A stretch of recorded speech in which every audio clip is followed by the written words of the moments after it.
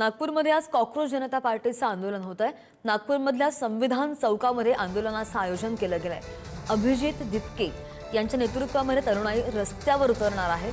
या आंदोलनामध्ये नागपूरमधील विविध सामाजिक संघटनांना सहभागी होण्याचं आवाहन केलं गेलंय। केंद्रीय शिक्षण मंत्री धर्मेंद्र प्रधान यांच्या राजीनाम्यासाठी हे आंदोलन होत आहे। या आंदोलनामध्ये कोणताही राजकीय बॅनर किंवा झेंडा वापरण्यात येणार नसल्याचा दावा सुद्धा आयोजकांनी केलेला आहे। देशाचे नागरिक म्हणून नागपूरकरांनी मोठ्या संख्येने आंदोलनामध्ये सहभागी व्हावं असं आवाहनही केलं गेलंय। मुख्यमंत्री देवेंद्र फडणवीस आणि केंद्रीय मंत्री नितीन गडकरी यांनी या मुद्द्यावर स्पष्ट भूमिका आपली जाहीर करावी अशी मागणी आयोजकांनी केली आहे। तर जवळपास 5000 विद्यार्थी, त्यांचे पालक, सामाजिक संघटना आणि विविध राजकीय पक्षांचे प्रतिनिधी या आंदोलनामध्ये सहभागी होण्याची शक्यता व्यक्त होतीये।